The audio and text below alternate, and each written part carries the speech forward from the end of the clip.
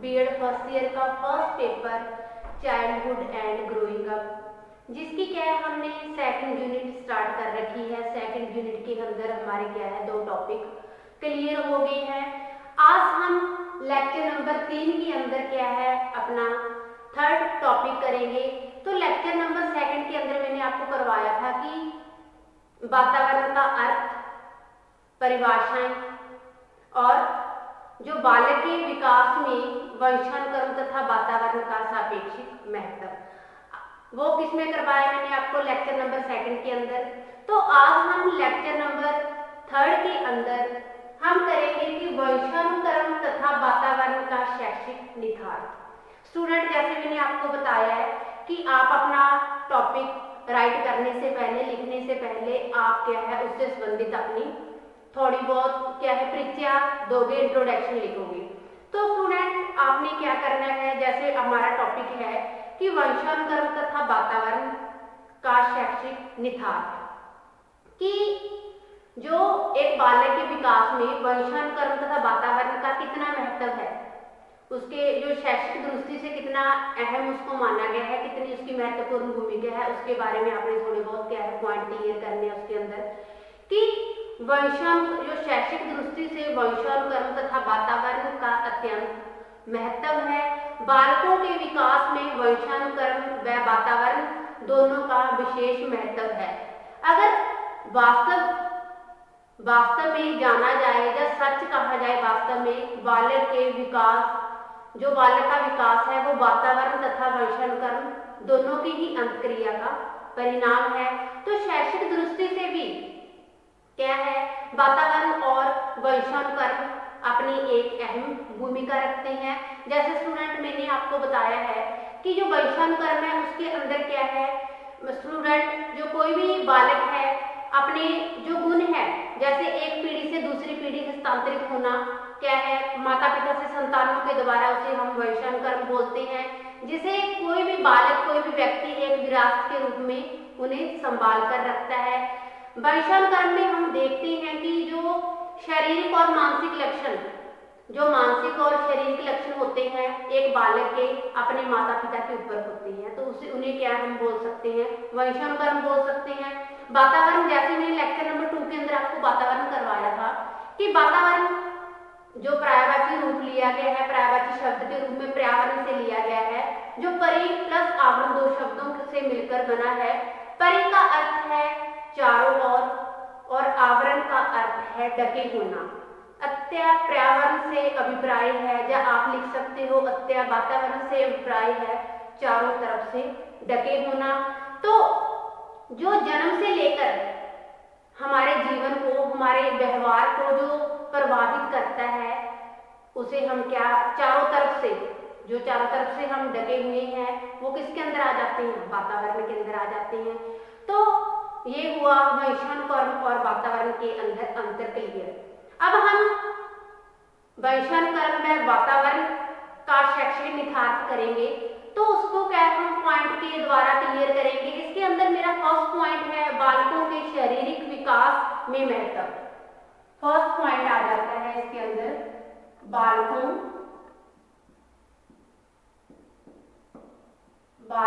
के शारीरिक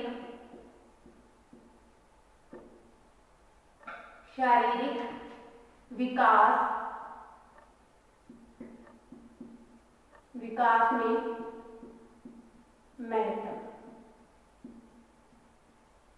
कि अब हम बात करते हैं पॉइंट टू पॉइंट, इससे क्लियर करेंगे कि जो वंशानुक्रम द्वारा बालक शारीरिक गुण अपने माता पिता से संतान को क्या है हस्तांतरित होते हैं। इन शारीरिक गुणों को उचित वातावरण में ही विकसित किया जा सकता है। तो वो बच्चा क्या गुण लेकर पैदा हुआ है, ये किसके द्वारा एक टीचर को पता चलता है, वंशानुक्रम के द्वारा ही पता चलता है। अब उन जो शरीर के अंदर जो विकास करना है वो कहाँ होएगा, वातावरण के दायरे के अंदर ही होएगा। इसलिए वंशानुक्रम व वातावरण संबंधी ज्ञान अभिभावकों व अध्यापकों के लिए बालक के उचित शारीरिक विकास करने के लिए सहायक होता है।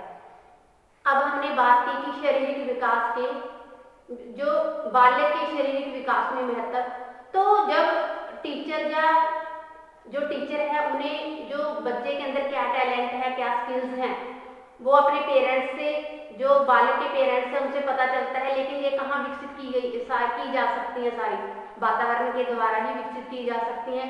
तो शैक्षिक दृष्टि से भी यो क्या है, बालक के शरीर के विकास में वंशानुक्रम व वातावरण अहम भूमिका निभाते हैं। सेकंड पॉइंट इसके अंदर है स्टूडेंट कि मानसिक विकास में सहायक, मानसिक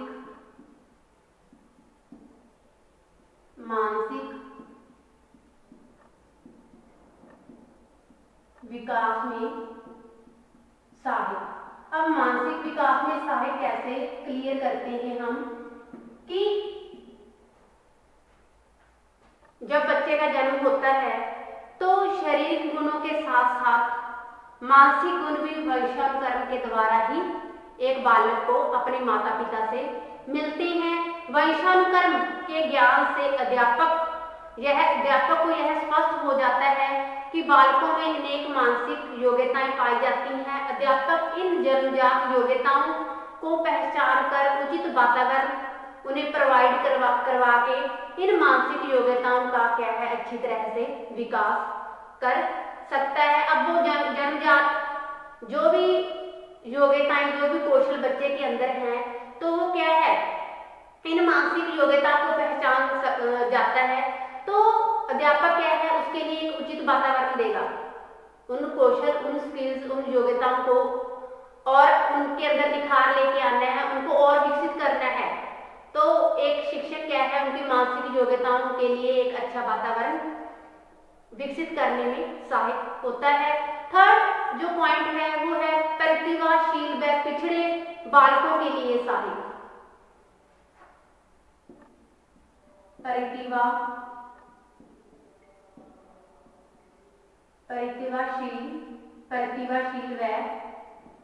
प्रतिभाशील व पिछड़े बालकों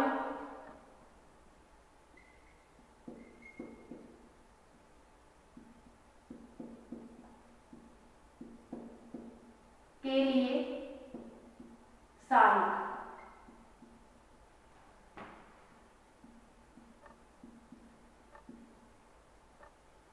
अब बात करते हैं कि वंशानुक्रम संबंधी ज्ञान अध्यापक को यह स्पष्ट कर देता है कि बालकों की जन्मजात क्षमताओं में अंतर होता है। वातावरण संबंधी ज्ञान अभिभावकों व अध्यापकों को इस बात से परिचित करता है कि उचित वातावरण द्वारा जो जन्मजात क्षमताओं का विकास किया जा सकता है। अब हम बात करते हैं कि प्रतिभाशील व पिछड़े बालकों के लिए सहायक कैसे सहायक, कि जो बच्चा जन्मजात योग्यताएं लेकर पैदा हुआ है, एक टीचर को अब उनके माता पिता से पता चलती है, वो पहचान एक स्कूल के दायरे के अंदर होती है। तो उन जन्मजात कौशल जो हैं, स्किल्स हैं, उनके लिए एक टीचर अच्छा वातावरण बच्चों को प्रोवाइड करता है। अब जो मानसिक रूप से पिछड़े बालक हैं, जो मानसिक रूप से क्या है, सामान्य एवरेज स्थिति के अंदर आते हैं, तो उन्हें भी क्या है, अच्छा इंटेलिजेंट बनाने के लिए, प्रतिभाशील बालक बनाने के लिए एक अध्यापक उचित वातावरण विकसित करके ही उन्हें एक अच्छा नागरिक, एक अच्छा स्टूडेंट, एक उनके अंदर जो बोल सकते हैं हम स्किल्स, योग्यताएं विकसित करके अच्छे वातावरण के द्वारा ही ये सारी चीजें क्या है, संभव है। अगर एक अध्यापक उनको एक अच्छा वातावरण प्रोवाइड करवाता है, बिना अच्छे वातावरण के जो इंटेलिजेंट स्टूडेंट हैं वो भी क्या है, पिछड़ कर रह जाएंगे। जो उनका शरीर है, जो मानसिक रूप से वो हस्त पुष्ट है, मानसिक रूप से वो तेज हैं, तो अगर उन्हें अच्छा वातावरण ना मिला तो वो जो उनकी स्किल्स हैं, जो कौशल है, जो योग्यताएं हैं, वो भी निर्बल, कमजोर और वो शारीरिक रूप से हमें रोगी देखने को मिलेंगे। अगर एक बच्चे को और निखारना है तो किसके द्वारा हो सकता है, अच्छे वातावरण के ही द्वारा हो सकता है। एक अच्छा वातावरण प्रोवाइड करके एक बच्चे को, जो बच्चे के अंदर स्किल्स हैं, जो कौशल है, उन्हें क्या है, विकसित किया जा सकता है। अगला पॉइंट है व्यक्तिक विभिन्नता का ज्ञान। फोर्थ पॉइंट है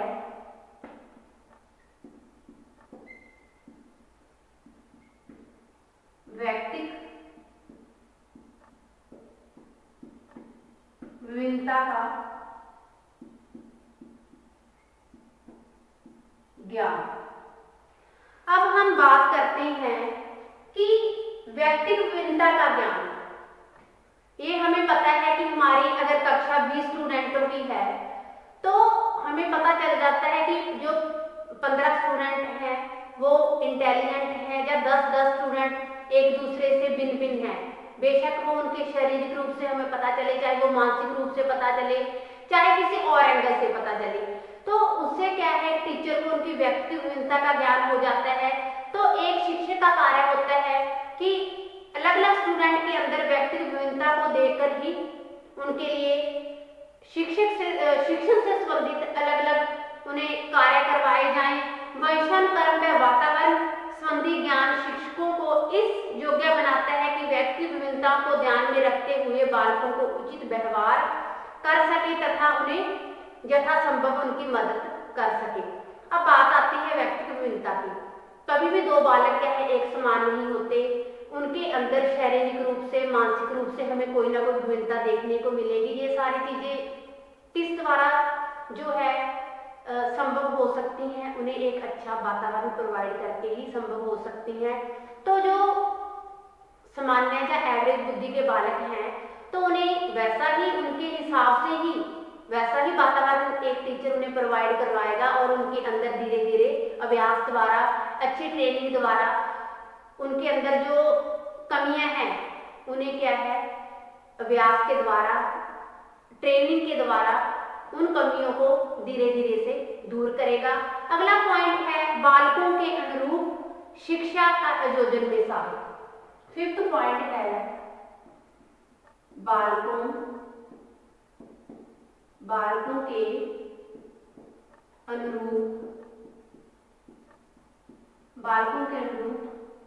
बालकों के अनुरूप शिक्षा के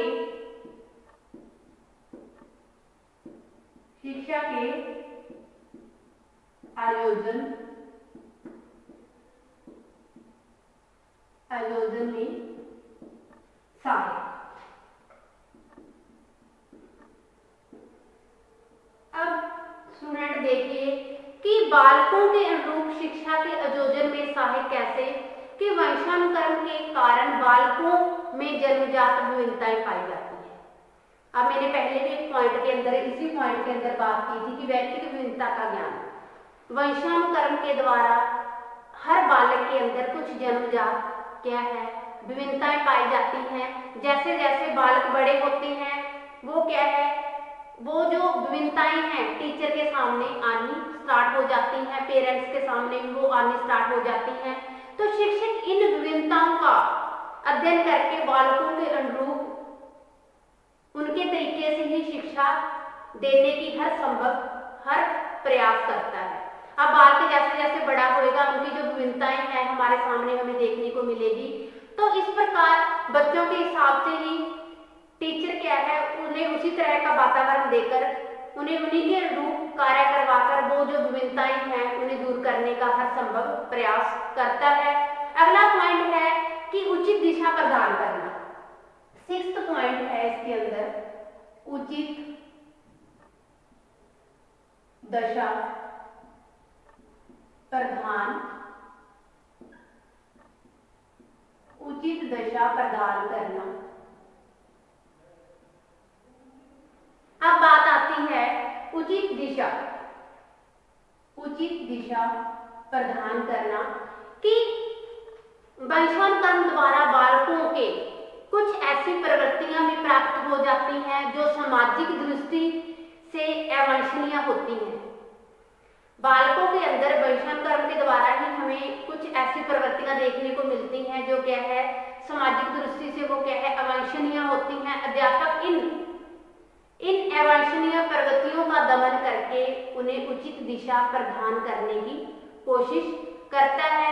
कई बार बालक के अंदर क्या है कुछ ऐसे अवगुण आप मान के चल सकते हो कि आ जाते हैं, वो क्या है, समाज वाले उन्हें अच्छा नहीं मानते, स्वीकार नहीं करते, तो एक शिक्षक, एक अध्यापक, एक माता पिता, ये किसकी सहायता से हो सकता है, माता पिता की सहायता से हो सकता है। तो जो उनकी कमियां हैं उन्हें दूर करने का हर संभव प्रयास करता है।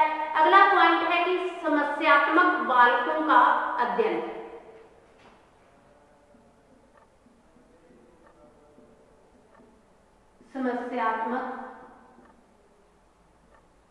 समस्यात्मक बालकों का अध्ययन। अब बात आती है कि समस्यात्मक बालकों का अध्ययन कैसे। स्टूडेंट्स की कक्षा में भिन्न भिन्न क्या है, भिन्न भिन्न विशेषताओं वाले बालक होते हैं। अब भिन्न भिन्न विशेषताओं वाले बालक की बात आती है। एक कक्षा के अंदर 10 बालक हैं, तो 5 क्या है, नॉर्मल है, नॉर्मल शारीरिक रूप से नॉर्मल है। अब 5 क्या है, उनके अंदर शारीरिक रूप से, मानसिक रूप से कोई ना कोई समस्या हमें देखने को मिलेगी। तो इनका निधात्मक व उपचारात्मक कार्य हेतु वंशानुकरण एवं वातावरण का ज्ञान अध्यापक की सहायता से करता है। अब बालक के अंदर कोई भी शारीरिक रूप से कोई भी समस्या या मानसिक रूप से कोई भी समस्या टीचर को देखने को मिलती है, तो जो अध्यापक है उनका निधानात्मक एवं उपचारात्मक कार्य हेतु वंशानुकरण एवं वातावरण का ज्ञान अध्यापक की सहायता करता है। अगला पॉइंट है सर्वांगीण विकास में सहायक। 8th पॉइंट है स्टूडेंट इसके अंदर मेरा कि सर्वांगीण विकास में सहायक। सर्वांगीण विकास में सहायक। अब सर्वांगीण विकास में सहायक कैसे, कि जैसे पीछे स्पष्ट हो चुका है कि बालक का विकास वंशानुक्रम व वातावरण की अंतक्रिया का परिणाम है। वंशानुक्रम तथा वातावरण दोनों ही बालक के विकास में अपनी अहम भूमिका निभाते हैं। तो एक अध्यापक अच्छा वातावरण देकर अच्छी हर फैसिलिटी प्रोवाइड करवा के बच्चे का ताकि शारीरिक, मानसिक, बौद्धिक, नैतिक विकास पूरी तरह से हो सके। ये क्या है, बच्चे का ओवरऑल डेवलपमेंट होती है शारीरिक दृष्टि से। तो इसमें जो वंशानुक्रम और वातावरण है बच्चे के सर्वांगीण विकास करने में अपनी एक अहम भूमिका निभाते हैं। अगला पॉइंट है कि अपेक्षाओं पर नियंत्रण।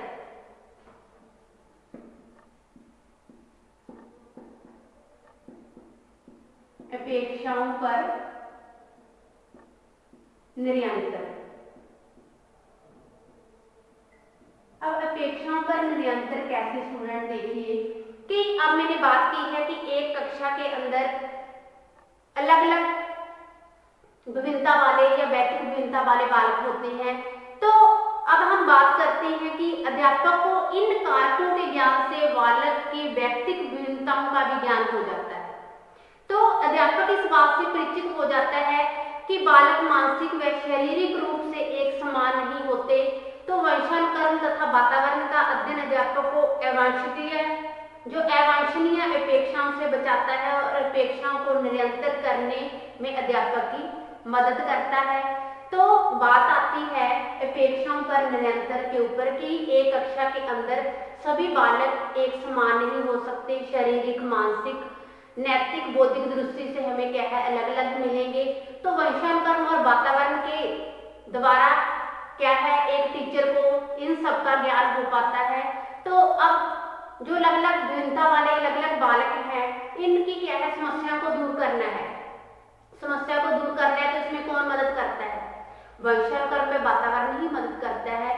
तो जो अलग अलग भिन्नताएं हैं बालक के अंदर इन सभी को जानकर जो एक शिक्षक है, जो एक अध्यापक है, उन्हें उन्हीं के हिसाब से अलग अलग जो उनकी अपेक्षाएं हैं, जो उनकी मांगे हैं, उनको ध्यान में रखकर उन्हें वैसा ही वातावरण प्रोवाइड करने की कोशिश करता है। अब बात आती है अगला पॉइंट निर्देशन व मार्गदर्शन में सहायक। या आप लिख सकते हो कि निर्देशन व परामर्श में सहायक। निर्देशन व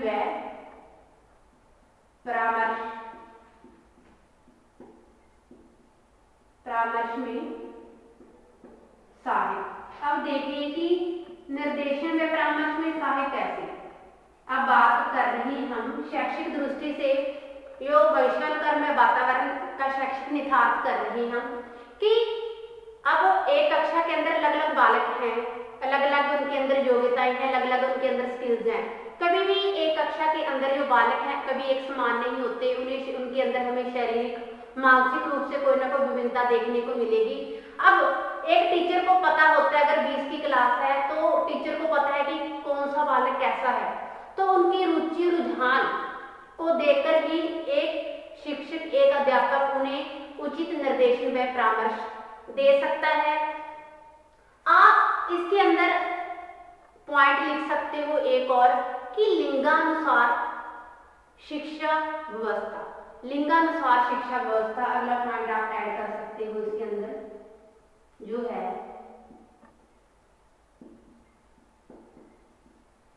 लिंगानुसार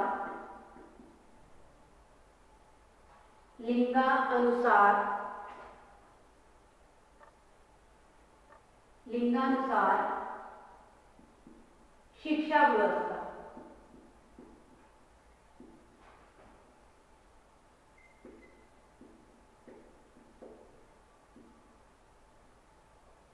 अब बात आती है कि लिंगानुसार शिक्षा व्यवस्था कैसे।